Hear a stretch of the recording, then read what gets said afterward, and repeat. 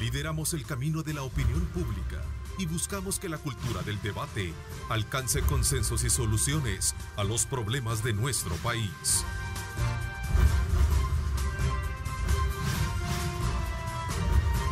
Diálogo con Ernesto López, edición especial. Buenos días, El Salvador. ¿Cómo están? Qué placer enorme saludarles a ustedes en esta mañana de día viernes. Gracias por sintonizarnos, gracias por estar atentos como siempre a nuestra señal desde muy tempranas horas de la mañana. Osvaldo Ruiz y todo el equipo de Telenoticias 21 está atentos a llevarles a ustedes sin duda alguna una cobertura completa de información, de acontecimientos que están marcando la realidad de nuestro país como también del mundo entero. Así es que muchísimas gracias. Llegamos desde luego al día 62 de la cuarentena y sobre todo este día viernes ya para que podamos ubicarnos un poquito mejor, para que esté usted debidamente informado. Bienvenidos. Vamos como siempre todos los viernes a darles a conocer a ustedes los diferentes ángulos y puntos de vista que están ocurriendo alrededor de la emergencia COVID-19 con nuestro acostumbrado panel, a quien quiero darle la más cordial bienvenida. Si ya estamos conectados precisamente con Julio Valdivieso. Bienvenido, Julio, buenos días. Buenos días, Ernesto. Buenos días a los televidentes y a los contertulios ahí. Gracias también. Saludo cordialmente a Marvin Aguilar. ¿Cómo estás, Marvin? ¿Qué tal? Buenos días, Ernesto, Carlos. Bonita camisa, Julio Valdivieso. Vaya, no, porque no has visto el logotipo. Bueno. Perdón. Te estás mirando el color de tu camisa. Sí. Son señales, pongan atención. Vaya. Carlos Araujo, ¿cómo estás? Qué gusto saludarte. Bienvenido. Buen día a todos. Buen día. Qué bueno arrancar la mañana con mucho optimismo, con mucha energía positiva, a raíz de todos los acontecimientos que, como lo decía al inicio de la presentación, están ocurriendo alrededor de la emergencia. Gobierno pide única ley para la emergencia y también para la reapertura. La propuesta gubernamental recicla la mayor parte de los aspectos que quedaron en la ley para el manejo de la pandemia que los diputados aprobaron. El presidente se ha quejado que el día de ayer no se discutió este proyecto. Así es que quizás vamos a comenzar un poco con las generalidades de lo que está ocurriendo, porque serán varios temas los que vamos a analizar esta mañana. Esperamos que el tiempo sí concurra para que nos dé chance de hacerlo. A ver, ¿cómo ustedes examinan entonces el estado de relaciones que hay entre el Ejecutivo y el Legislativo, partiendo de dos vías, la legal y la de respeto institucional? Voy contigo, Julio, para que nos pongas en contexto. Bueno, nadie puede negar la controversia y la confrontación que existe entre los dos órganos, legislativo y ejecutivo. Esa es una realidad de la cual todos hemos estado observando.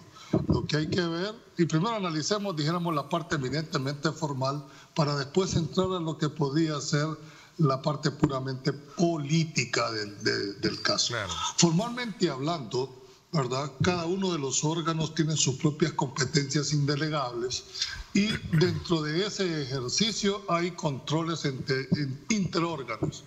De tal manera que cuando una ley, un proceso de formación de ley termina con un control constitucional de parte del Ejecutivo, como es el término de la sanción y la publicación. En ese ejercicio, lógicamente, uno establece el decreto que hasta que no es sancionado no se convierte entonces en ley de la República. En ese hecho, el presidente hace uso de lo que la Constitución le mandata hacer. O lo puede aprobar, lo puede observar o lo puede vetar por inconstitucional.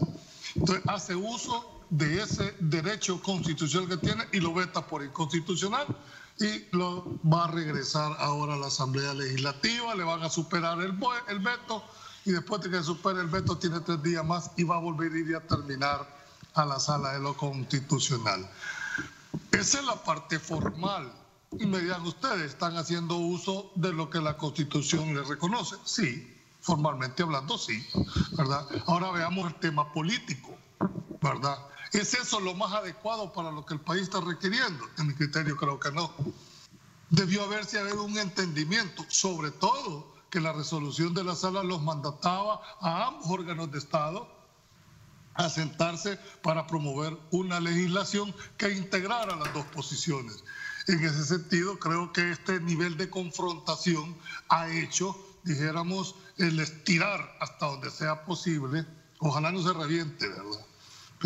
Pero creo que no es lo más conveniente para lo que el país está demandando en este momento y sobre todo el timing, es decir, estamos frente a una pandemia y nos hemos dedicado a ver toda una controversia de carácter formal que es válida, que es fundamental, no lo puedo desconocer, pero el virus no responde, dijéramos, a temas de legalidad, no responde a temas de formalidad.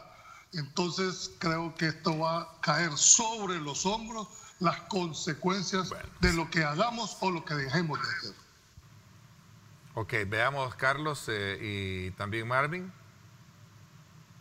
Mira, yo creería, Ernesto, de que en la parte legal, pues Julio ya lo explicó muy bien, es un tema de institucionalidad normal, se podría decir, cualquier tipo de controversia en lo que es la formación de una ley.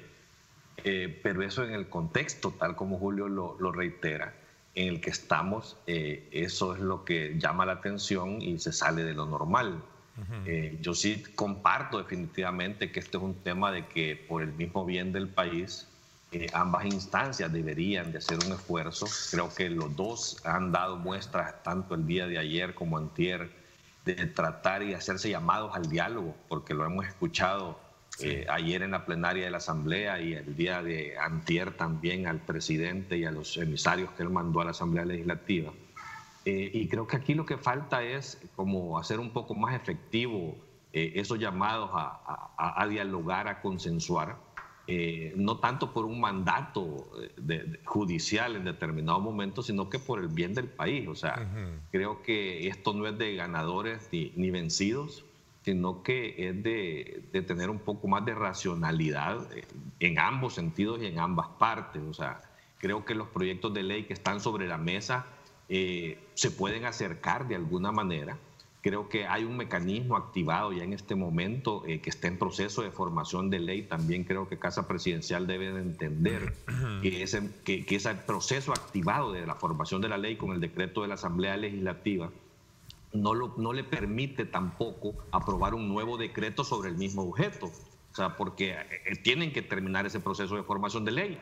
Y al final es más fácil, inclusive, que el presidente tiene un decreto en su escritorio, puede observarlo y al observarlo activa ese mecanismo que al final de cuentas es lo que se requiere de diálogos y de consensos, porque al mandar sus observaciones sobre el proyecto que le mandó la Asamblea, pues todo aquello que reúne las mismas condiciones y requisitos ya es camino allanado y solo tienen que discutir y ponerse de acuerdo sobre aquellos aspectos que son las diferencias, claro, que no son poquitas, ¿vea? Porque sí hay diferencias de fondos también en el decreto. Ok, Marvin, a ver, estoy de alguna manera solicitándoles, y creo que se ha cumplido, el que nos den una fase introductoria de lo que está pasando en esa aura de relaciones legales e institucionales entre ambos actores. Aunque aquí hay un actor más, que es el tema del judicial, que ya lo vamos a tratar también ya de manera muy directa, a raíz de toda esta, digamos, señalamiento de inconformidad que el Ejecutivo ha planteado, incluso de llevarlo a demandar internacionalmente, tanto a la Asamblea Legislativa como en este caso a lo judicial. Pero es un punto que más adelante lo vamos a tratar. Veamos tu intervención, Marvin. Sí, brevemente. Lo que hay que reconocer es que hay una pugna de poderes, ¿verdad? Dentro, Julio explicaba muy bien los procesos de formación de ley y que ahí existen, digamos, pesos y contrapesos que son normales, todos aquí los consideramos así, pero ya en el plano político lo que hay es una pugna de poderes. Y esto, obviamente, algunos podremos decir, el culpable es este, otros podrán decir no, el culpable es el otro, pero al fin y al cabo, lo que hay de hecho, más allá de estar señalando culpables, creo yo, es que hay una realidad, que hay una pugna de poderes y que lo que se impone es comenzar a resolverlo. En este sentido, yo creo que es positivo los llamados que ha hecho el presidente, que está dispuesto a, digamos, a reunirse con empresarios para acordar conjuntamente con ellos la vuelta a la actividad económica, que es de alguna manera, digamos, una de las grandes presiones que están teniendo tanto la oposición política como los empresarios.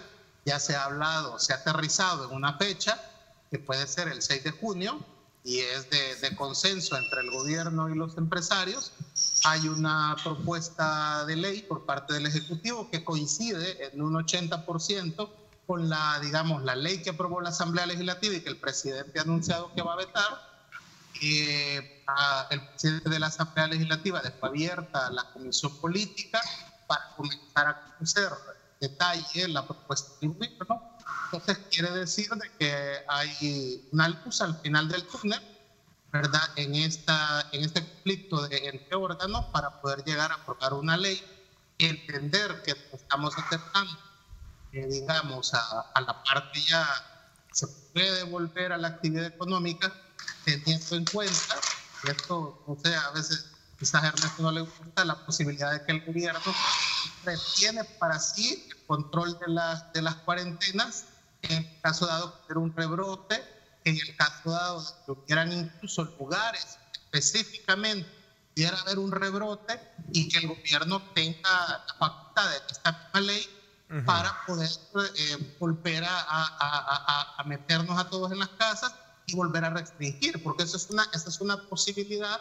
que se está hablando ya a nivel mundial, de que en noviembre, diciembre podría haber un rebrote de la enfermedad. Puede que sea en Europa, puede que sea en Asia, puede que sea en la América Latina o puede que sea en los Estados Unidos. Entonces, el gobierno tiene que tener las armas legales y, digamos, el anteproyecto que el gobierno presenta le guarda para sí ese control para poder volver a tomar medidas y que el gobierno tenga que hacer, porque es su obligación, pasa lo de los salvadores. Mira, yo lo que había entendido es que de los dos proyectos casi un 75% de ambos lados prácticamente están, dijéramos, platicando, está consensado, o por lo menos dijéramos, no hay choque, está en común.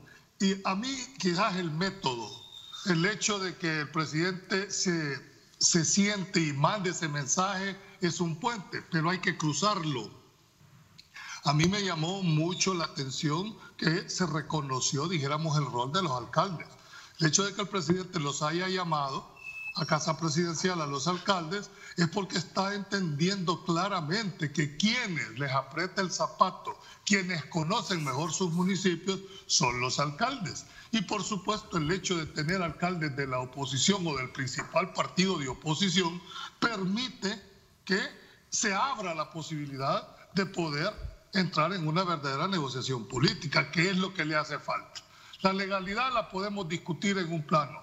El tema ahorita está en, ¿hay voluntad política, sí o no, en querer sentarse a buscar los verdaderos problemas?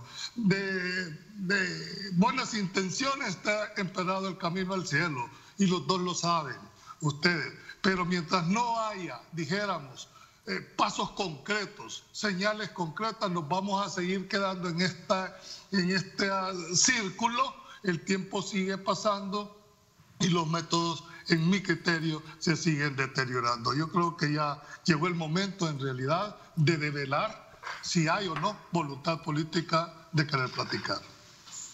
A ver, pero una pregunta y quizás vámonos al pan y al vino. ¿Qué es lo que está vigente hoy en día, Julio? Tal vez para ponernos, porque realmente nada. Esta es una de las grandes interrogantes que la población se está haciendo. De hecho, muchos me están escribiendo, decir, Ernesto, ¿nos pueden decir realmente cómo está el estatus legal? Pues, o sea, ¿qué es lo que está funcionando? El gobierno ha sido muy responsable, si lo queremos ver desde el punto de vista siempre bajo la línea de evitar más contagios, de decir, bueno, se mantiene el canon de la cuarentena, mantengámonos en casa y sobre todo también las disposiciones que están emanadas en la ley de emergencia como tal. Pero ya en términos de estudio práctico, Julio y el resto de los panelistas. Bueno, mi formación de abogado me permite regresar a lo que tanto ya parezco disco rayado. El tema aquí es que no hay ningún instrumento en este momento. La ley que se aprobó por la Asamblea Legislativa, el decreto, porque no es ley de la República. Se va a convertir en ley hasta que el presidente la sancione y la mande a publicar. Está en proceso de formación. Está en proceso de formación, entonces no podemos llamarle ley. Y mientras que el presidente no la sancione y la mande a publicar, ese sigue siendo un proyecto de un decreto legislativo aprobado por la Asamblea. Hasta ahí estamos bien. En ese proceso de formación de ley, el presidente tiene tres opciones. O lo manda a sancionar y publicar y lo convierte en ley de la República, lo observa, lo que decía Carlos, porque si hace uso del método de la observación, él puede puntualizar aquellos artículos, aquellas disposiciones en las cuales él no la comparte y activa un mecanismo para que cuando regrese a la Asamblea puedan sentarse todas las dos fuerzas, ¿verdad? O lo va a vetar por inconstitucional, que es lo que él anunció. No digo que eso es lo que va a hacer, pero él anunció que lo iba a vetar por inconstitucional. Y esa tiene un tratamiento totalmente diferente, ¿verdad? Porque si hace uso de ese mecanismo, va a tener que regresar a la Asamblea, superarse ese veto con lo que la ley o la Constitución les manda, que creo que tiene la correlación. Ese es el camino menos deseado. Decide ser, pero esa será una decisión, claro. Y yo creo que fue anunciada. Por lo tanto, si bien es cierto, no hay nada concreto, puede ser que haya una recapacitación en ese tema, ¿verdad? Y se llegue a una observación que debería ser el método más racional, más sensato. Creo que es importante, resaltar lo que tú planteabas, Julio, y el resto. No sé si también segundo lo mismo. Me da la impresión que sí, pues va en consonancia de lo propositivo que resultan los análisis que aquí precisamente parimos. Es el hecho de que ojalá que acá haya un punto de encuentro, reconociendo que ambos documentos, tú lo decías, vea Julio, ambos documentos tienen factores, el 75%, eso me lo dijo incluso el mismo secretario jurídico de la presidencia, el licenciado Coran Castro, estando esta semana conmigo en este programa, me decía, y también lo decía el doctor Portillo Cuadra, el 55-60% es coincidente de ambas propuestas. Bueno, solo quiero terminar, y si eso es así, pues hombre, hay un sentido común de buscar, dijéramos, esos acercamientos. Y finalmente yo sí te quiero decir, porque tu pregunta fue muy puntual, en este momento lo único que tiene son los dos decretos ejecutivos que ha emitido, creo que es el 19 y el 26 o el 24, porque hoy con tantos números yo ya no sé en dónde vamos, pero en esos temas, a mí particularmente por mi formación, yo los catalogo como los hijos sin madre, o son los entenados jurídicos. ¿Por qué? Porque los reglamentos normalmente o los instrumentos que tiene el Ejecutivo es para desarrollar algún principio contenido en una ley, aunque ellos hacen argumento, el Ejecutivo, de que lo que están haciendo es, dijéramos, desarrollando lo que la Ley de Protección Civil, específicamente su artículo 24, inciso segundo, y el Código de Salud les da los instrumentos necesarios para haberse emitido esos decretos. Entonces, será entonces otra instancia la que va a determinar si lo actuado, ¿verdad? Lo actuado, porque esto hay que verlo no en una forma personal, sino que ha sido, como dijéramos, una forma de venir operando el tema jurídico, que la sala deberá de ponerle muchísimo ojo, ¿verdad? Para que ella establezca en mi criterio, una modulación en sus resoluciones, ¿verdad? Fijando parámetros de los cuales no pueden salirse para que no se pueda hecha la ley, hecha la trampa. Hay una cosa, Ernesto, que creo que el gobierno está basando, digamos, sus actuaciones en el decreto 26, que es el que redacta, que creo que también el secretario jurídico te lo mencionaba en la entrevista que tuvo contigo, que es por ahora la base en la cual se mantienen todas las acciones del órgano ejecutivo, basado en el Código de Salud y también basado en un informe, digamos, que ha presentado Protección Civil. A partir de ahí, como el Ejecutivo tiene la fuerza coercitiva del Estado, es que la policía y el ejército están vigilando en las calles el cumplimiento de este decreto 26. Entonces, mientras no se manifieste la Sala de lo Constitucional, entiendo que se han presentado recursos sobre este decreto 26, mientras la Sala no se pronuncie, pues el decreto 26 continúa vigente bajo la idea de que el gobierno necesita herramientas para poder llevar a cabo atender la emergencia nacional, y yo diría que habría que remitirse por ahora, a menos que la Sala le prohíba al órgano ejecutivo emitir decretos, pues, ¿verdad? Entonces, pero tendríamos que, no por eso, pero tendríamos que esperar esa resolución. Para mientras, el Ejecutivo, su argumento legal, su sustento legal es el decreto 26. Yo te diría que a tu pregunta, Ernesto, de qué está vigente en este momento, claramente, y eso es conocido por todos los abogados, existían dos decretos legislativos, uno para la ley de emergencia y otro para la ley de cuarentena. Ambos decretos dejaron de existir ya, no existen. Por lo tanto, no hay ninguna base legal para que el Ejecutivo emita disposiciones desde el órgano, desde su competencia como órgano ejecutivo. Al final es cierto, ha hecho y elaborado estos decretos, el decreto 18 o 19, no sé ya ni qué número es, que precisamente comete la misma violación que ya le señaló la Sala en la admisión de la demanda de inconstitucionalidad reciente, que es querer bypassear a la Asamblea Legislativa en sus atribuciones. Por lo tanto, ese decreto, porque reitera nuevamente la misma violación, que es el decreto original, sigue siendo nulo en base a la Constitución. O sea, puede haber un papel, pudo haberlo publicado, pero al final de cuentas, si te vas al tema de legalidad, no existe nada que te respalde esto, y esto es lo grave de esto. O sea, nosotros, inclusive en cualquier otro medio de comunicación con respecto a esta controversia, le estamos rogando a la gente y sugiriendo a la gente que independientemente de lo que haya o no haya, exista o no exista, que por favor se queden en sus casas. ¿Por qué? Porque a la luz de todo esto, los dos, tanto el Ejecutivo como el Legislativo, ambos quieren que siga una cuarentena. Creo que aquí un problema de fondo también es las formas y las estrategias de esa cuarentena. Pero debemos de quedarnos en casa con una gran responsabilidad para evitar cualquier tipo de problema en las enfermedades y los contagios. Pero de verdad, o sea, es preocupante que se estén tomando decisiones que no estén respaldadas con la legalidad de... Ok, yo creo que es importante montarse en ese punto que tú hacías hincapié, Carlos. Como medio de comunicación, este servidor y todos estamos de acuerdo en que debemos de seguir, a pesar de esas grandes diferencias marcadas allí que se han identificado a lo largo de estas intervenciones legales. Es importante, amigo televidente, quedarnos en casa, cumplir los cánones de la cuarentena para evitar, desde luego, lo que sería una alteración en el número de contagios. Por eso es bien importante y por eso es necesario. Todavía, y por eso es necesario lo que ustedes en el fondo están planteando, ¿verdad? La necesidad de no solo crear el puente, sino que también pasar el puente y lograr un entendimiento. Julio, tú lo decías, ¿no?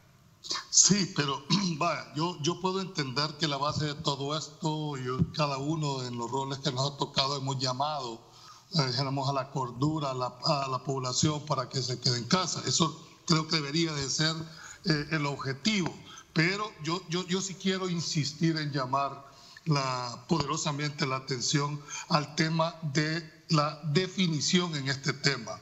Creo que no podemos seguir actuando de una manera que vaya en contra del Estado de Derecho de este país. No se puede seguir y tiene que haber una definición, porque por un lado un órgano interpreta lo que está actuando jurisdiccional y constitucionalmente. Por el otro lado, el otro órgano hace exactamente lo mismo, pero hay una situación que en la realidad estamos viviendo, una cuestión que no tiene un sustento de carácter jurídico. Entonces, mi llamado es a la Sala a que defina de una vez por todas en este país. No podemos evadir esa responsabilidad. ¿Y por qué digo esto? Porque cualquiera que sea la resolución, se acaba la discusión y nos podemos dedicar a ver si se traspasa ese puente o no. Pero mientras exista la expectativa de legalidad de uno o del otro, esto no va a acabar. Entonces, ¿qué es lo más llamado y lo más sensato?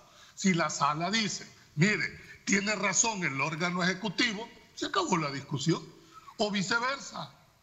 Si dice, mire, tiene razón el legislativo, me parece que el método, la forma es tratar de bypasearse a la asamblea, pues se acabó la discusión. Pero este limbo, esta incertidumbre no le favorece, ni mucho menos el país se está en un estado de incertidumbre, en mi criterio innecesario. Puede llegar a ser salomónicamente, Julio, tú como abogado, puedes salomónicamente llegar a ser, y perdona si voy a cometer alguna aberración de carácter en el planteamiento de mi pregunta, porque no soy abogado, pero puede llegar a ser salomónicamente una resolución de la sala en la que les exhorte a ambos ponerse de acuerdo, porque este 50%, no por eso, pero estos artículos, estos 7 artículos son buenos, son legales los tuyos ejecutivos, estos 4 son buenos legislativos, por favor saquen algo bueno. ¿No puede? No, porque la sala no puede legislar.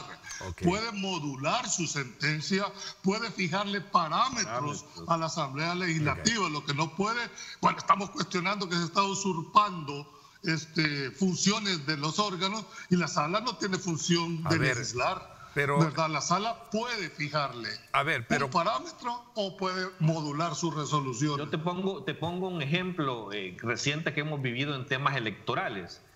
¿Te acordás cuando vino la sala anterior y reiteradamente la Asamblea no legislaba sobre el tema del voto cruzado y el voto por rostro?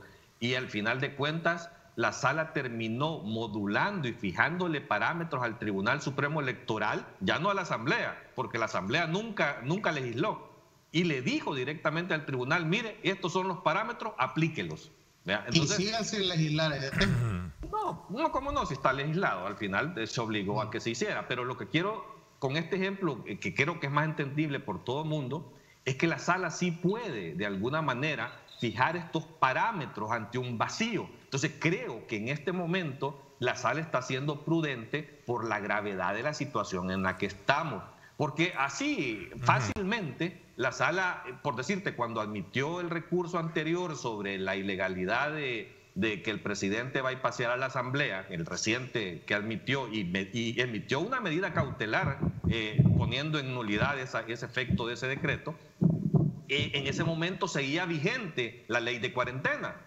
Por lo tanto, podía decirle, este decreto saquémoslo de la jugada porque hay una ley vigente para aplicar. Pero el problema ahora es que no existe ninguna ley vigente. Entonces, si viene la sala en automático, vuelve a hacer exactamente el mismo procedimiento, lo que va a hacer es totalmente quedar en un vacío absoluto. Entonces, la sala, me imaginaría yo que en este momento está hablando con especialistas que le permitan de alguna manera fijar algún parámetro. ¿Para qué? Para garantizar las mínimas normas de una cuarentena en el caso de que su resolución nuevamente sea efectiva igual que la anterior. Bueno, mira, yo ahí sí difiero, Carlos, porque puedo entender esa parte que tú te digas se queda en un vacío, no tienen un asidero legal, esa es tu interpretación, pero el Ejecutivo no lo interpreta de esa manera. El Ejecutivo dice, yo estoy habilitado por el Código de Salud y por la ley pero hay un precedente que es el reciente admisión que es sobre lo mismo. O sea, la sala ya le dijo, ahora lo único que ha hecho es cambiar número de decreto. Entonces, si la sala cree que la presidencia está en reiteradas violaciones, que hagan lo que tiene que hacer. Claro, pero no puede dejar vacío. Que certifica la fiscalía. Ahora, también hay una cosa que deben de considerar. El Ejecutivo no tiene, digamos, en su radar que está persistiendo en la violación de los derechos constitucionales que las medidas cautelares de la sala emitió sobre los decretos anteriores. El órgano ejecutivo entiende que ha superado y ha atendido las medidas cautelares que provocaron la nulidad de los antiguos decretos, y en el decreto 26 ha tenido, ya el cuidado de no violar los derechos constitucionales que la sala adujo se violaban en las medidas cautelares. Esa es la posición del Ejecutivo.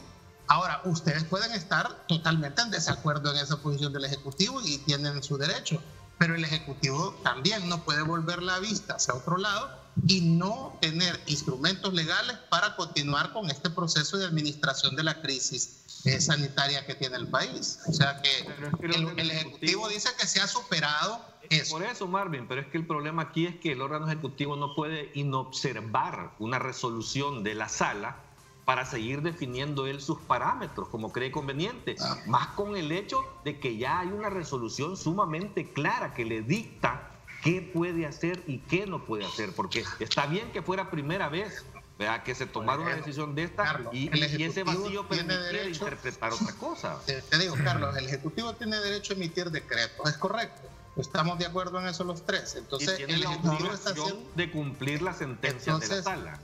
De acuerdo. Entonces, el Ejecutivo lo que ha hecho es, dice, voy a emitir un decreto, el cual es el que se le faculta al Ejecutivo poder hacerlo, y voy a emitir un decreto, dice el Ejecutivo, superando las observaciones en la medida cautelar que debe estar en lo constitucional, no Carlos. O sea, nada, Marvin, bueno, esa es tu posición, el Ejecutivo dice lo contrario. Leamos el decreto. No, hasta que la sala se pronuncie, pues. Mira, a ver, yo creo que la primera regla de hermenéutica que le enseñan a los bachilleres recién ingresados a la universidad es la interpretación literal, ¿verdad? Aquí hay un régimen. Carlos tiene razón cuando dice, mira, es que el decreto establece eso. Esa es la interpretación literal que hace Carlos de ese decreto. Pero el Ejecutivo dice, no, yo estoy habilitado. ¿Por qué? Porque el Código de Salud me lo permite. Estoy habilitado, ¿por qué? Porque la ley de cuando declara la emergencia. Entonces hay dos interpretaciones que han venido aplicándose. ¿Qué es lo que hace falta entonces frente a dos interpretaciones, sobre todo ahora que ya hay recursos pendientes? Claro, yo puedo entender la prudencia de la sala en no emitir una medida cautelar por el tema de la pandemia, pero si no, esto para efectos formales va a ser prácticamente nulo. Se va a llegar el día de la apertura económica, ya pasó el plazo y para efectos prácticos esto no sirvió de nada, aparentemente, pero se está sentando una línea jurisprudencial negativa para todo el ordenamiento jurídico de este país. Aquí, ¿dónde están los abogados? ¿Dónde están mis colegas? ¿Dónde están las asociaciones de abogados de este país? O sea, no solo es el hecho del tema de la pandemia, no solo es el hecho de que pase el tiempo y bueno, ya pasó, ya se terminó, ya se reabrió, pero hemos dejado todo un antecedente, en mi criterio, negativo para la institucionalidad del país. Si no hay una definición de la Sala de lo Constitucional estableciendo los parámetros que deben existir en este tipo de situaciones. Tienes mucha razón, Julio. No veo a tu gremio activo dando aportes significativos en esa materia. Así, gremialmente hablando. Bueno, sí, tú lo has venido insistiendo. Ya se pronunciaron varias asociaciones. ¿Verdad? Bueno, en resumen de la sesión y para cerrar este ciclo de análisis, este primer ciclo de análisis, en resumen de la sesión plenaria de ayer, entre otros aspectos, se avaló la publicación de un pronunciamiento dirigido al presidente de la República exhortándole de que examine la ley que se aprobó para que en este proceso de formación puedan haber, desde luego, y exhortándolo a que la observe y podamos, ¿verdad? Que la observe. Ese es el comunicado. Por cierto, se publicó hoy en el periódico. También aprobaron un pronunciamiento manifestando un total rechazo a las acciones realizadas precisamente por la violación a las atribuciones de órganos legislativos, que es un tema que más adelante vamos a abordar. Y también se aprobó emitir pronunciamiento exhortando al representante de la OPS en El Salvador, el doctor Carlos Roberto Garzón, a mantenerse en el rol de asesor y asistencia técnica en temas relativos a la salud y que mantenga su imparcialidad. Esto a raíz de toda la situación que se generó de su presencia en una conferencia de prensa en donde se emitieron algunas disposiciones que a criterio de algunos esto era ilegal. Bueno, la ruta de análisis y discusión para los próximos minutos del programa será la siguiente: el mensaje positivo de reuniones ante el Ejecutivo y sectores empresariales y con el compromiso de aperturar la economía. Ese es un elemento bien importante que vamos a hablar cuando regresemos a partir del 6 de junio, como lo ha dicho ya el Ejecutivo. Y el otro tema es el que está relacionado con la cooperación internacional, de apoyo al gobierno por parte de Estados Unidos, pero con ciertos temores y ciertos señalamientos en cuanto al respeto de la institucionalidad democrática en el país. Nos vamos a la pausa. Gracias por estar con nosotros.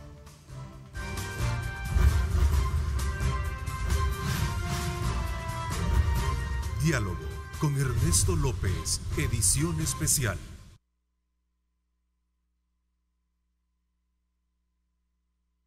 Estás viendo Diálogo con Ernesto López, edición especial. Yo me quedo en casa. Sé un héroe 503.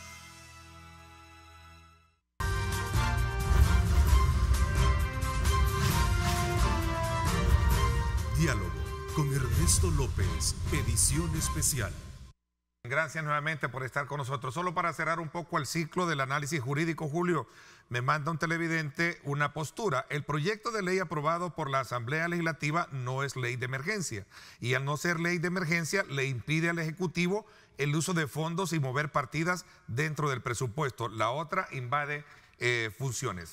¿Qué piensas al respecto? Sí, pero como han habilitado el decreto 26, donde se dan las mismas atribuciones que contenía el decreto legislativo, el Ejecutivo entiende que está habilitado. Por eso va a ser interesante, ¿verdad?, el pronunciamiento de la sala.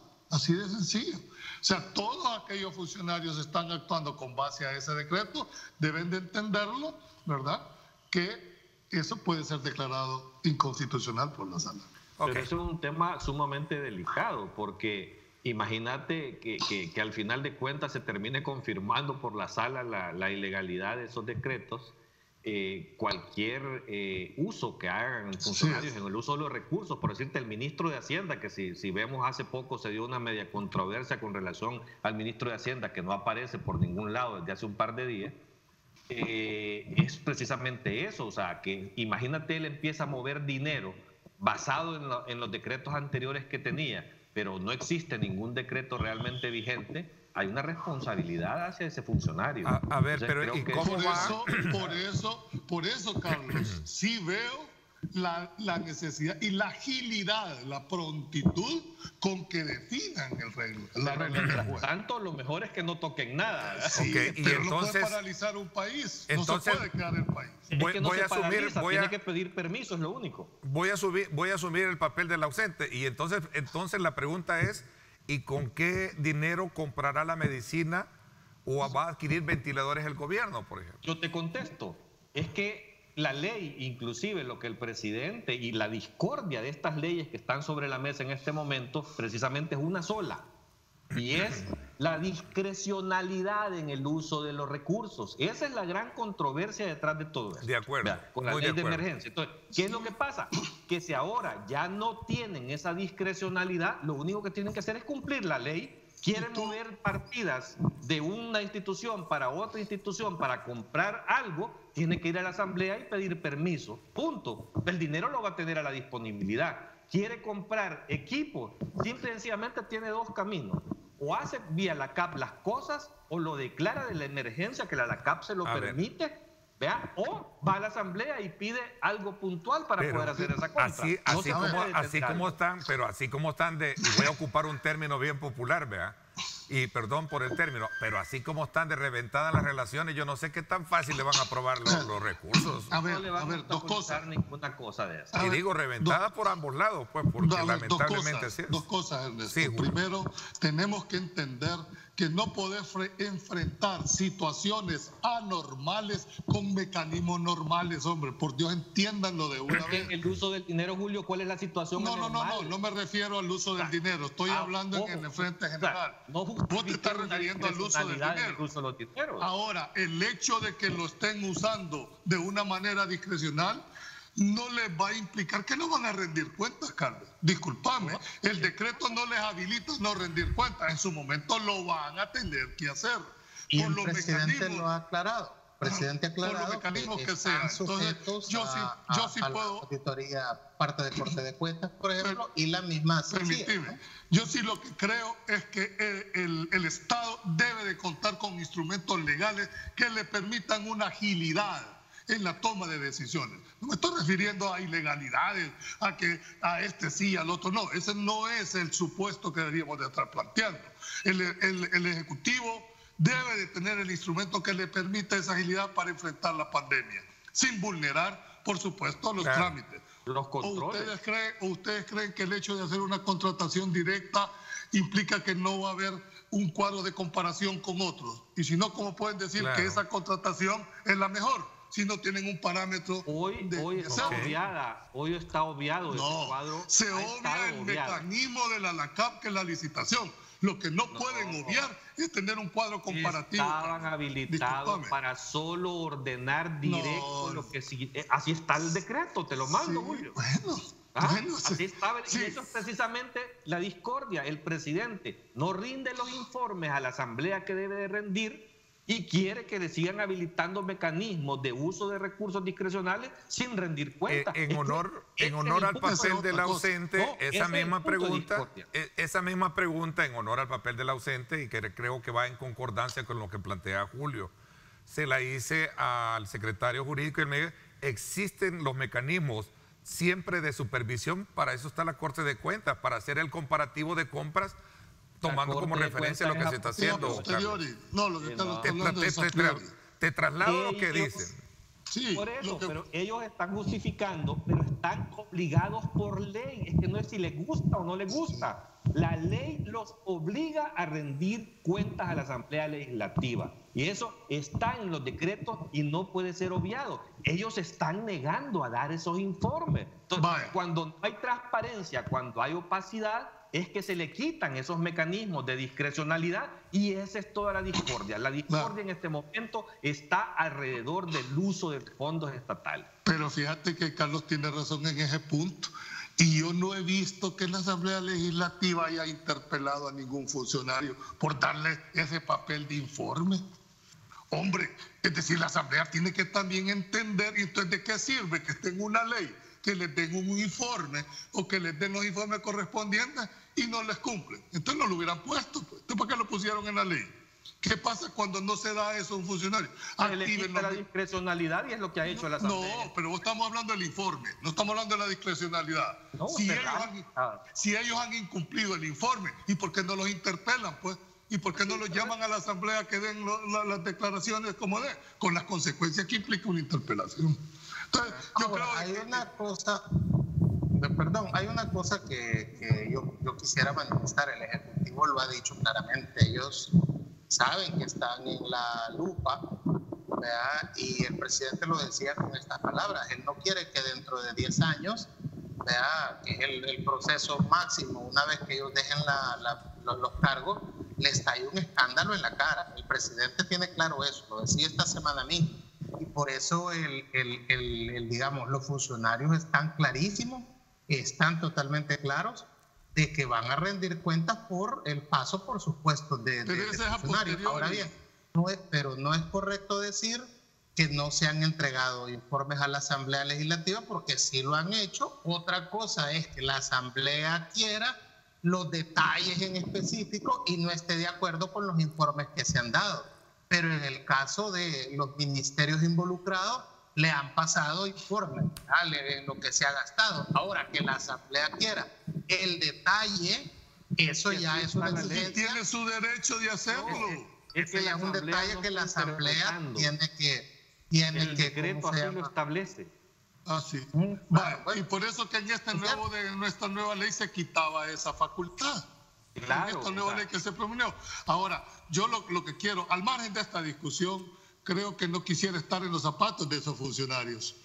¿Por qué razón? Porque ahora los funcionarios responden personalmente y solidariamente al Estado por las decisiones que se tomen. Por lo tanto, deberán de fundamentar, de razonar.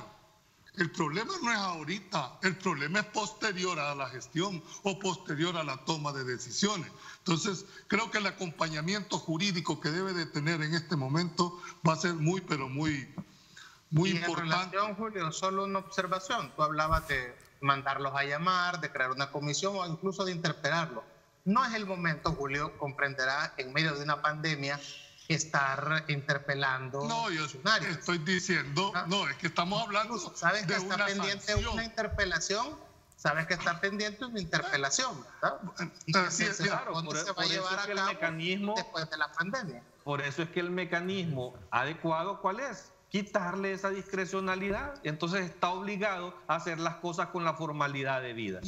Y eso es lo más importante. O sea, es que es reiterativo. O sea, el hecho de no querer rendir cuentas. O sea, de verdad, si tú estudias los dos decretos que están sobre la mesa, tienen esa gran diferencia que tiene que ver con el uso de los recursos y con los informes hacia la Asamblea Legislativa. Entonces, al final de cuentas, si tú quitas la discrecionalidad, vas a tener que cumplir la ley como corresponde y no estás en una situación porque una cosa diferente es que al inicio, hace 2 meses, sí necesitabas inmediatamente poder liberar cualquier obstáculo de procedimientos que tenías, porque tenías que mandar a comprar 1.000 respiradores, 5.000 camas, medicamentos, pero es que eso ya se hizo, o ya se tuvo que haber hecho al menos. O sea, tuvo 2 meses para poder hacer todo eso. O sea, que a estas alturas me vengan a decir que quieren seguir bypaseando todos los controles, más con los antecedentes que hemos tenido en este país de los últimos gobiernos. O sea, que tanto ellos mismos han señalado. O sea, los presidentes que han estado involucrados y los gobiernos que han estado involucrados en situaciones de corrupción, precisamente los mismos decían, Marvin. Vamos a rendir cuentas después. Yo lo he dicho. La Corte de Cuentas de la República. Yo he dicho eso. Yo por eso quiero decirte. Exacto. Yo quiero hacer un hincapié en esto, pues, para que no quede dentro de la población que hay una intención de robar por parte del actual gobierno. O sea, los funcionarios deben de tener claro que el discurso en la campaña pasada fue sobre no repetir los errores de corrupción que cometió Arena y el FMLN, y por lo cual la población los tiene refundidos en la aprobación electoral. O sea, yo entendería que los funcionarios de este gobierno tienen claro eso. 1, 2, los funcionarios de este gobierno tienen claro que van a responder, que ese poder y ese cargo no es para siempre, y van a responder ante la Corte de Cuentas, ante los penales, y como decía Julio, con su dinero, con su patrimonio, si violan cualquier confianza que el electorado le dio a este presidente el 2019 pasado. O sea, ese es un compromiso que el gobierno lo tiene. Y es algo que yo no esperaría que hayan sorpresas cuando venimos de lo que venimos, como tú lo dices. Pues, o sea, yo en eso lo tengo claro, cuando que conozco a muchos de ellos que están ahí. ¿Sabes qué es lo que pasa? Que con estos precedentes que tenemos, estos antecedentes que tenemos de corrupción en el pasado, es cierto, van a terminar respondiendo, porque ya vimos que están respondiendo hasta los más altos niveles de los mandatarios anteriores y algunos funcionarios de gobierno. ¿Verdad? Pero el problema es que, está bien, van a responder ellos, los pueden echar presos, les van a quitar algunas cosas, pero es que el dinero, si has visto los ejemplos de eso, el dinero no ha sido recuperado. Entonces, precisamente ahora lo que tenés que hacer es evitar que esas cosas vuelvan a suceder, porque vas a seguir perdiendo dinero aunque eches preso a esa gente en el futuro. Carlos, entonces... El dinero no se ha recuperado porque no lo han devuelto, no quieren devolver lo que se ha llevado. Es que está gastado. Carlos, entonces, Carlos, tu planteamiento es que la Asamblea Legislativa debe decirle al gobierno qué es lo que debe y qué es lo que no debe de comprar y cómo lo debe de comprar. No, en ningún momento, ningún decreto dice eso. Lo único que los decretos le establecen, como cualquier otro decreto cuando han habido préstamos inclusive en este país, es que en la ejecución de lo que está haciendo, presenten un informe cada 15 días de lo que están gastando del dinero con detalle. Eso es todo. Es un informe con detalle de la ejecución de los gastos. Pero ni eso han querido hacer. Entonces, ¿cómo querés que te aprueben toda la discrecionalidad? Carlos, han presentado informe. Sí, pero ahí están, ya todo el mundo ha enseñado los papeles con la total... ¿Cómo se diría? Con mayor especificidad. Claro. Otra cosa es que no les gusta el informe, pero han presentado. Otra cosa es evadir la responsabilidad. A ver, seguimos. Ahorita, fíjate, con lo que han presentado, yo no he escuchado a ninguno de los diputados, porque cuando tú los escuchas, pareciera ser que ellos saben qué hacer, ¿verdad? Ante todo eso. Hablan con una gran seguridad que ellos saben qué es lo que hay que hacer. Y tú escuchas que no proponen nada. Hasta ahorita yo no he escuchado, perdón, Julio, no he escuchado por parte de los diputados un señalamiento en específico de corrupción. Por ejemplo, de los informes ¿Cómo vas a señalar algo que no puedes fiscalizar? Pues, o sea, bueno, han presentado informes, Carlos, no digas. Te doy la palabra, Julio, cuando regresemos. Te doy la palabra, Julio, cuando regresemos. Aquí aparece una vela, ¿verdad? Donde cada uno agarra su bolo para platicar. Vámonos a la pausa. Por cierto, mañana Grupo Radial Megavisión y su programa en directo con Ernesto López Radio a las 7 de la mañana. Vamos a conocer la posición que tiene el sector del transporte de carga internacional, sobre todo por ciertas disposiciones de cierre de fronteras que han tomado países en el área centroamericana, especialmente Costa Rica. Vamos a conocer la postura de ASTIC. Mañana en la primera parte, Raúl Alfaro, presidente de la gremial, estará con este servidor vía Skype. No se lo pierdas, 7 de la mañana en 107.7 Fuego, estación del Grupo Radial Megavisión. También hay preocupación en algunos sectores por el número de feminicidios que se están generando a raíz o en este periodo de cuarentena. Irma Guirola también estará en la segunda parte dándonos un enfoque sobre esta situación. Nuevamente, un espacio para que usted se mantenga informado, orientado en el marco de la emergencia. Ese es nuestro trabajo acá en Grupo Megavisión. Vámonos a la pausa.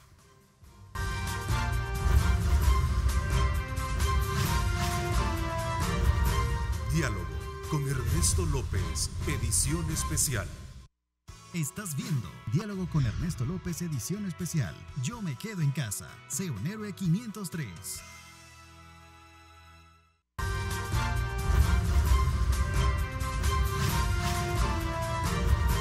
Diálogo con Ernesto López, edición especial. Bueno, gracias nuevamente por estar con nosotros a esta hora de la mañana. No sé, Julio, había quedado con darte la palabra o pasamos al otro tema. Solo quería terminar nada más para... Por favor, para pasar a otro tema. De este diálogo, lo que te quiero decir es que la ley... La ley es lo que hacen, establecen los marcos generales, dan los parámetros. El reglamento desarrolla los principios de esa ley y el funcionario hace una interpretación y empieza a aplicar, que es donde está el verdadero problema de todo esto.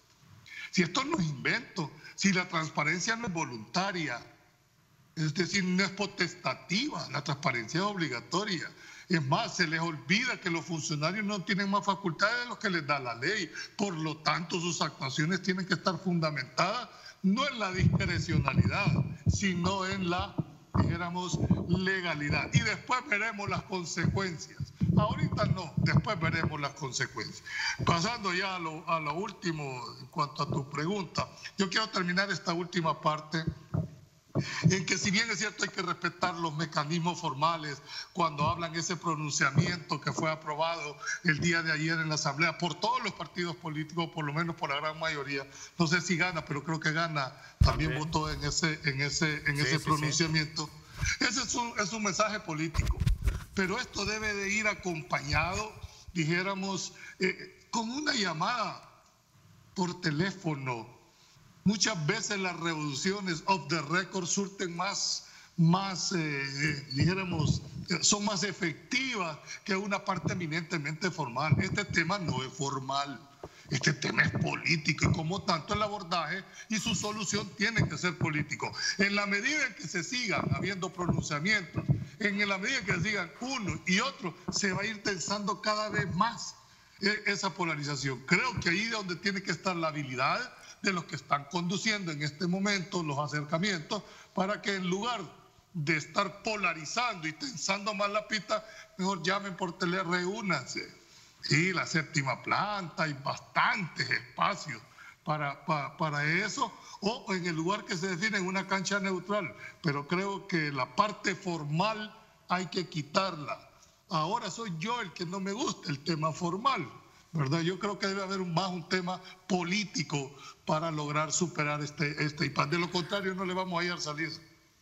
Ok, bueno, señores, se ha visto positivo por parte de algunos sectores de nuestro país las reuniones a las cuales convocó el presidente de la República, sector de grupo de empresarios, fuertes empresarios, y también la reunión reciente con los alcaldes del partido Arena.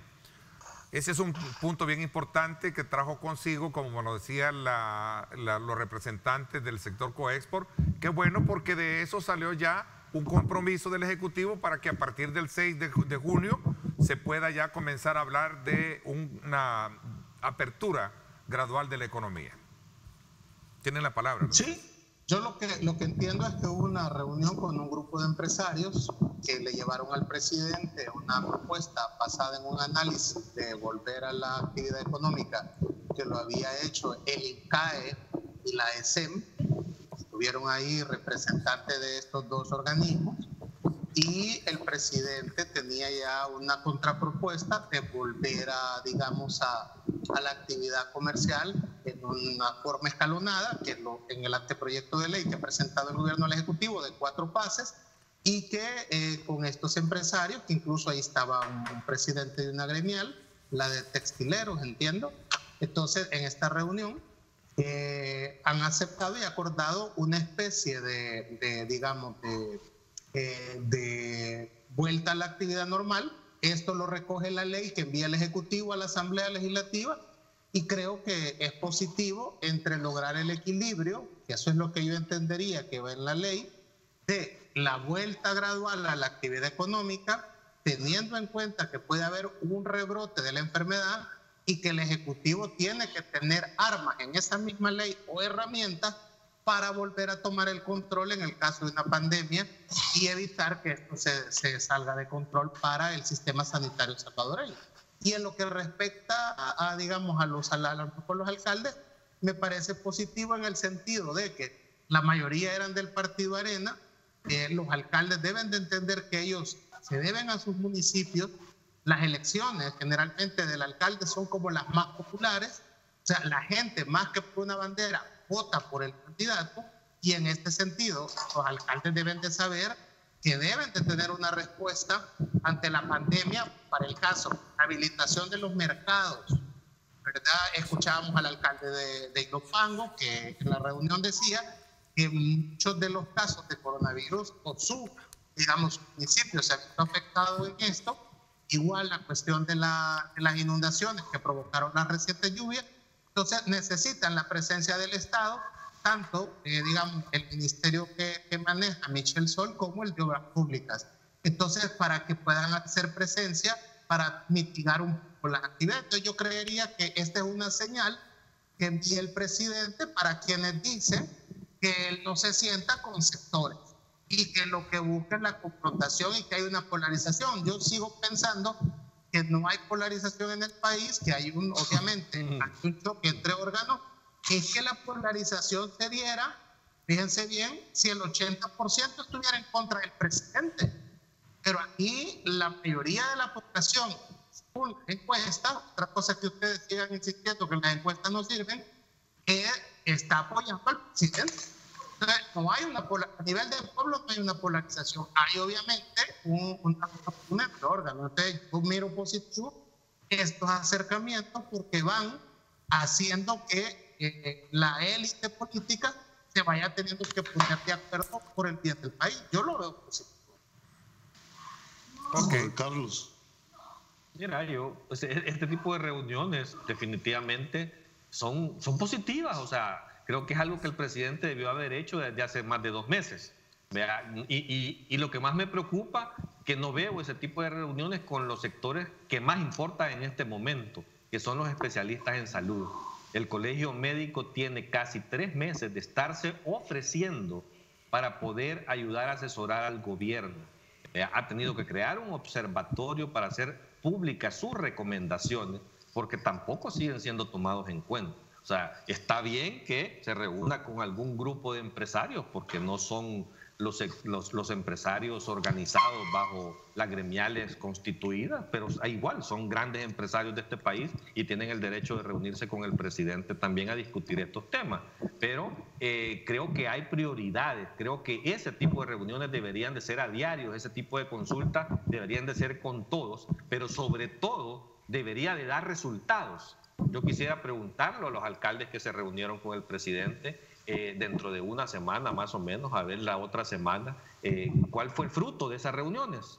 ¿Verdad? Porque venir y reunirse para tomarse una foto al final de cuentas no ayuda en nada a contribuir a los mecanismos que se necesitan para ayudar a resolver los problemas.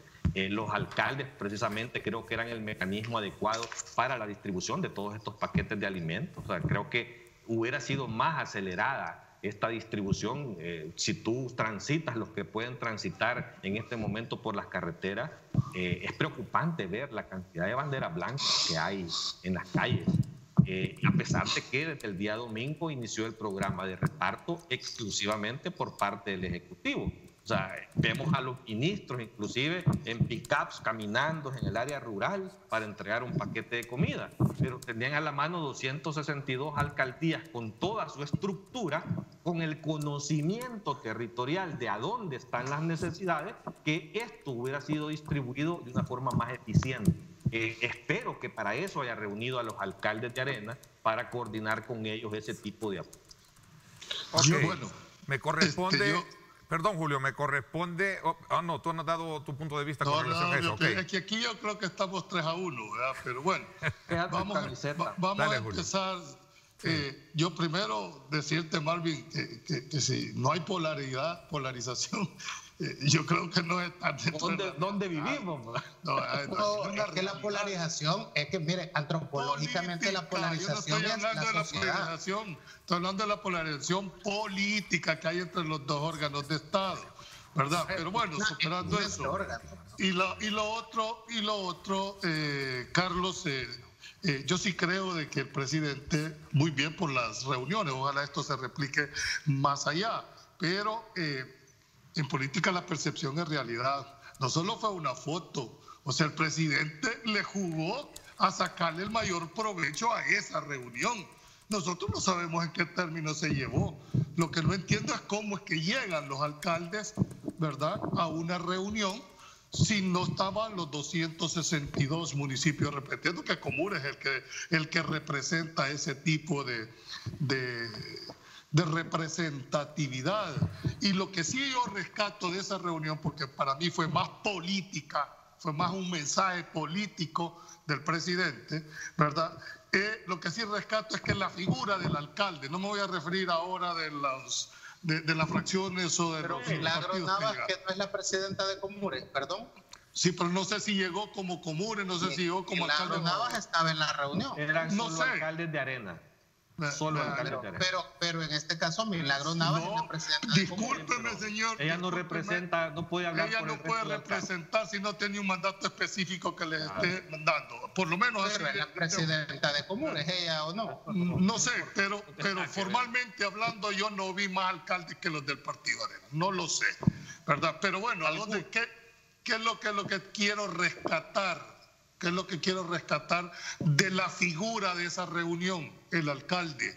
Creo que el Ejecutivo debe de entender que el instrumento que le va a poder permitir llegar a los distintos, a aquellos sectores más desprotegidos, más vulnerables, son los alcaldes. Ellos conocen a dónde les aprieta el zapato. Ellos conocen cuáles son las principales necesidades. Y creo que si la intención fue buscar los mecanismos para poder ampliar el espectro y llegar hasta los más necesitados, ojalá. Pero ojalá se transforme en acciones concretas. Se transforme, ¿verdad? Yo quisiera, para hacerles una pregunta, ustedes que son de derecha, ¿ustedes no ven una división en la derecha en estas reuniones? ¿No ven cómo se llama que se ha quebrado, digamos? Bueno, el tema no es de la derecha, unidad, es que los alcaldes se reúnan y haya generado esto, incluso roces a nivel de los sectores empresariales. Eso te lo tiene que responder el Partido Arena, si eso generó roces o no generó roces con sus alcaldes, si estaban mandatados o no estaban mandatados. Eso no te lo puedo decir yo, ¿verdad? Pero me hace sentido, ¿verdad?, de que si llegaron, me imagino que han de haber tenido el aval de su cúpula partidaria, me imagino que han de haber tenido la autorización para hacerlo, porque no era una reunión a puerta privada, ni los habían llamado a título personal, ¿verdad? Los llamaron como alcaldes, no los han llamado como personas. Me llamó la atención en la etiqueta que les puso Marvin, ustedes que son de derecha, ¿y tú de qué eres, Marvin? Yo soy chicha ni liberal. limonada. No, yo soy liberal democrático. Explícame qué es el término. Es la nueva derecha. derecha, ok. Sí, porque como digo, ustedes que son de derecha. Digo.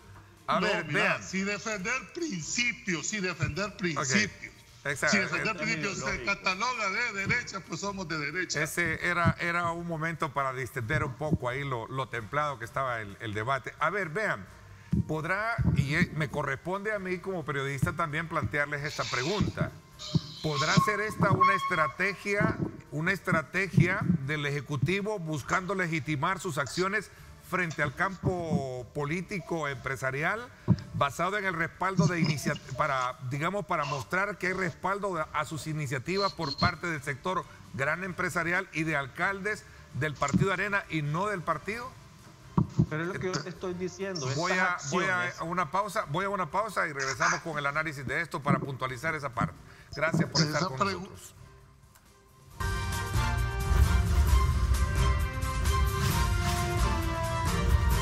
Diálogo con Ernesto López, edición especial. Estás viendo Diálogo con Ernesto López, edición especial. Yo me quedo en casa. Sé un héroe 503.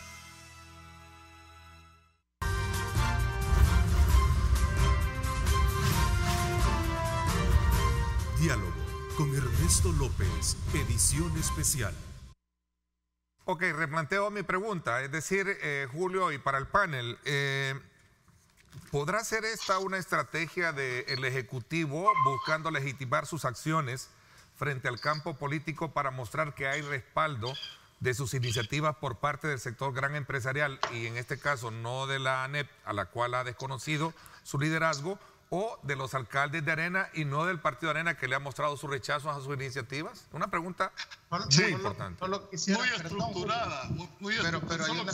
Sí, Julio, Julio. Sí, Julio. Solo quiero terminar con la pregunta que me hizo Marvin, si somos de derecha o no. No, más que de derechas o izquierdas, vivimos en un sistema republicano en el país, que nos debemos de apegar a la legalidad, al Estado de Derecho. Eso es lo que deberíamos de hacerlo. Te digo para que no queden dudas en cuanto a si somos de derechas o de izquierdas. Era una broma, no hay ningún problema. licenciado. Eso, que no hay ningún problema de hacerlo, pero esto va más allá de izquierdas y derechas. Aquí está en juego el tema de que vivís en un sistema democrático, republicano y representativo que les ha permitido a gobiernos desde la izquierda hasta la derecha llegar y a ostentar. Aclarando el punto, Julio, la pregunta. Ahora, bueno, con la pregunta que tú acabas de decir, por supuesto, hombre, si el tema es político, ¿cuáles son los mensajes? Es decir, yo no me voy a reunir con la ANEP, pero me reúno con un sector de empresarios. No me voy a reunir con el Partido de Arena, pero me reúno con un grupo de areneros, ¿verdad? Que ese sea el método, no lo sé. A mí no me gusta. A mí me gustaría ver a los... Es válido. Claro, o sea, nadie lo está interesante. Yo te voy a decir algo. Espera, déjame terminar la idea. Estamos hablando políticamente. Por supuesto que el presidente le volvió a ganar el pulso en ese sentido. Y no en política la percepción se vuelve realidad. Pues. ¿Y cuál fue la realidad de la foto cuando ve sentados los alcaldes del Partido de Arena ahí? ¿Cuál es la realidad? Por eso es que los alcaldes, entiendo yo, que debieron de haber meditado el hecho de haber ido a una reunión de esa magnitud, porque no podían reconocer que no iba a salir en primera plana. Entonces, pero ojalá que esa reunión se haya traducido en frutos y que lo veamos en los próximos días, que en realidad la reunión tenía ese objetivo. Bessie Ríos, perdón Marvin, Bessie Ríos escribe en su cuenta en Twitter y te hace en alusión a tu planteamiento y dice: ay Julio, esa reunión fue un golpe bajo al Partido Arena, el presidente le ha sacado jugo a la reunión, además no olviden, estamos en precampaña, los alcaldes que quieran reelegirse deberán llevarle ayuda a sus ciudadanos. Julio.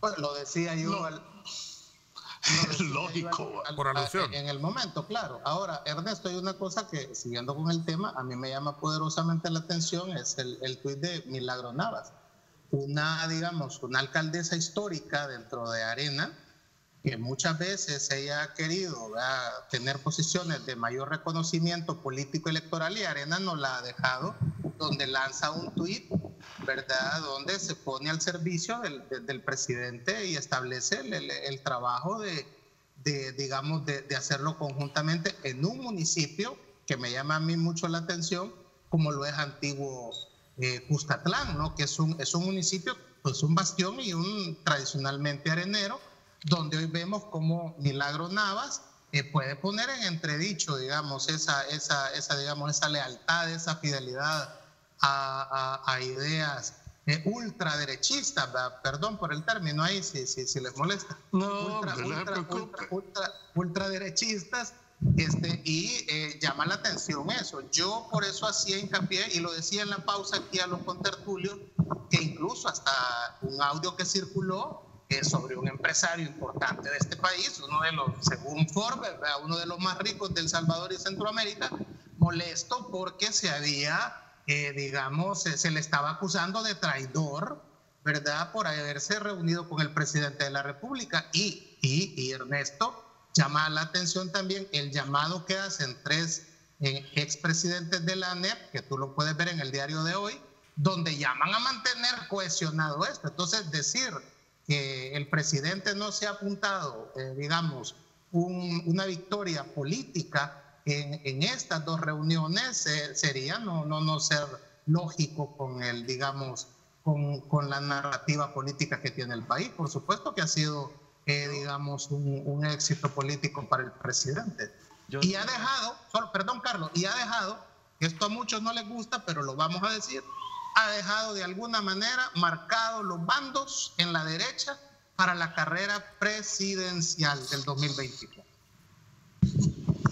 Carlos. Yo no tengo ninguna duda de la intención de la utilización de las reuniones por parte del presidente. O sea, eso es evidentemente claro, pero eso al final de cuentas puede servirte para una foto, pero si no se traduce en hechos concretos o en realidades, pues ahí se va a quedar en una foto.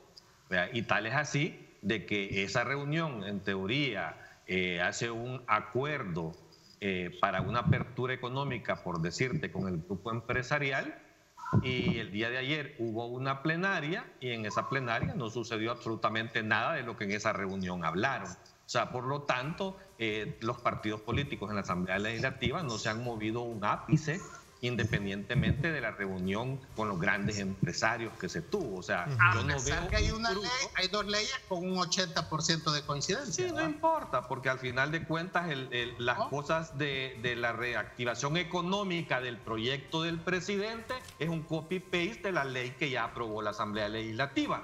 Y si ahí fueron a hablar los empresarios... En esa reunión estuvieron la ESEN y el INCAE, la base técnica para el anteproyecto del presidente. En esa reunión dijeron que los empresarios querían ir a proponerle de que tomar en cuenta los proyectos del INCAE y del ESEN, y si van a leer la ley aprobada por la Asamblea, precisamente su base es esa. Ok, gracias. Nos vamos a la pausa. Cuando regresemos, informe del Departamento de Estado de los Estados Unidos muestra su total respaldo de cooperación al gobierno salvadoreño, pero también le señala aspectos preocupantes en cuanto a las relaciones institucionales y la libertad de prensa. ¿Qué piensan al respecto? Me voy a la pausa y regresamos.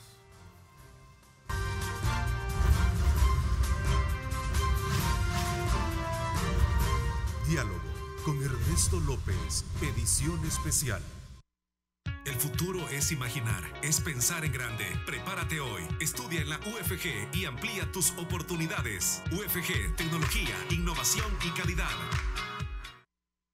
Bueno, gracias nuevamente por estar con nosotros. A ver, poco tiempo nos queda para hacer un análisis así breve de esto que ha pasado en torno a las diferencias marcadas tras el anuncio del presidente de la República en su momento de decir de que va precisamente a demandar al órgano legislativo, así como también al judicial. A ver, ¿qué piensan? Bueno, eso ya ha sido discutido. De hecho, hay un pronunciamiento. La Comisión Interamericana de Derechos Humanos acepta demandas cuando es al Estado el que se demanda. El Estado es una unidad. No puedes, dijéramos, demandar un órgano u otro órgano en una jurisdicción internacional. Eso ya está, creo que de plantearse una demanda va a ser declarada inadmisible, y sobre todo porque ya externaron incluso hasta posiciones. Yo siento de que el caso, y esto hay que verlo en realidad, y ojo, frente a la pasividad de un órgano de Estado están sucediendo estas cosas. Eso es lo que yo quiero resaltar, porque constitucionalmente el que le toca dirimir los conflictos entre los distintos órganos a la Corte Suprema de Justicia. Entonces, contestando puntualmente tu pregunta, en mi entender, me imagino que más es una declaración política que una declaración que se pueda traducir en hechos jurídicos.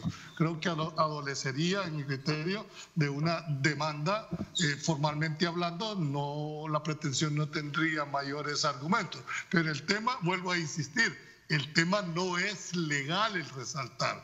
El tema es generar a nivel internacional que existe un entorpecimiento de dos órganos de Estado a un órgano de Estado, independientemente de que formalmente proceda o no proceda. Eso es lo que hay que entender en este tipo de situaciones. No creas que no lo conocen muy bien los abogados de Casa Presidencial. El tema no es jurídico, el tema es político.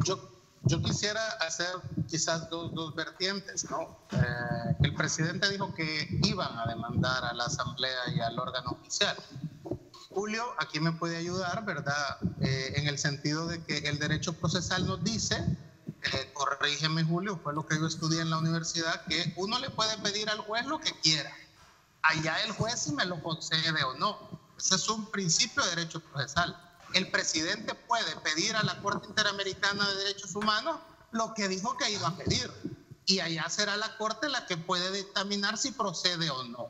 Entonces eso, o sea, para quienes dicen que vayan a leer la convención y que vayan acusando al presidente. Tú tienes razón, ese es el planteamiento de tu petición, pero hay requisitos de procesabilidad.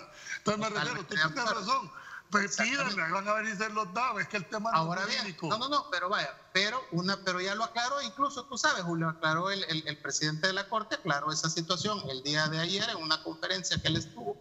Pero lo que sí es cierto es que un ciudadano, y esto es correcto, un ciudadano salvadoreño puede ir a demandar al Estado, claro, porque al no aprobarse la cuarentena, al dejarse sin herramientas al Ejecutivo, ha puesto en peligro la salud de la gente, ¿no?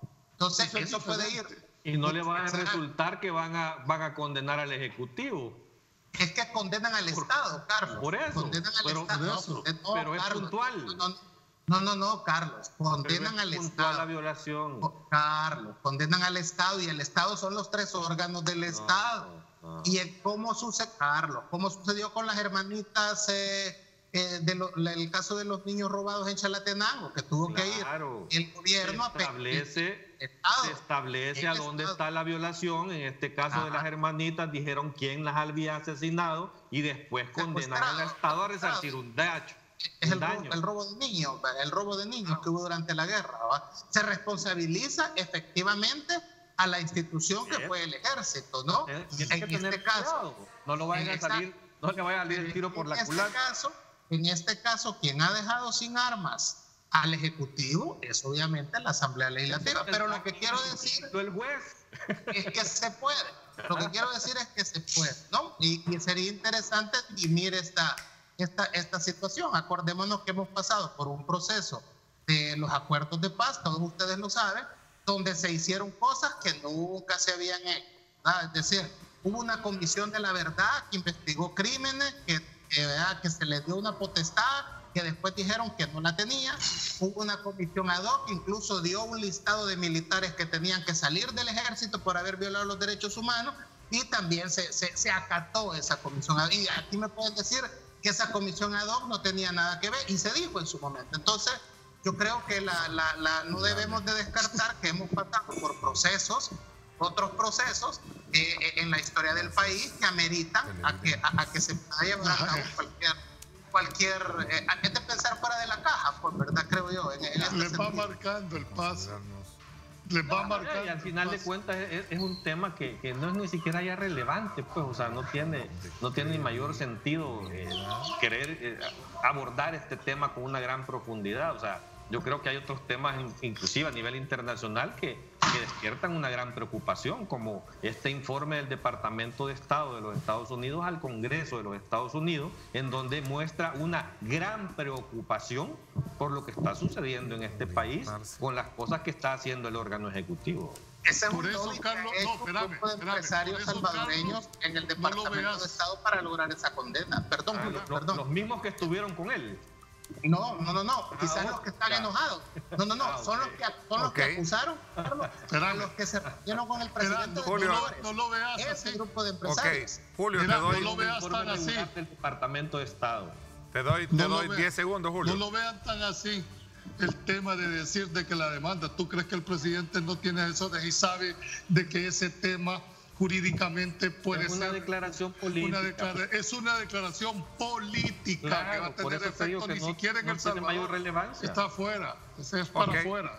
Gracias, les agradezco, Marvin, gracias, Carlos, gracias, Julio Valdivieso, y gracias también Contigo, Ernesto. a nuestros, Carlos. gracias a nuestros amigos televidentes por considerarnos una ventana de credibilidad y también una buena opción para poder enriquecer su conocimiento teniendo como referencia diferentes ángulos de los acontecimientos que marcan la pauta en nuestro país y el mundo. Gracias de corazón. Mañana los espero en radio, 7 de la mañana. Pásenla bien y como siempre recuerden lo más importante, amar a Dios sobre todas las cosas. Lideramos el camino de la opinión pública y buscamos que la cultura del debate alcance consensos y soluciones a los problemas de nuestro país.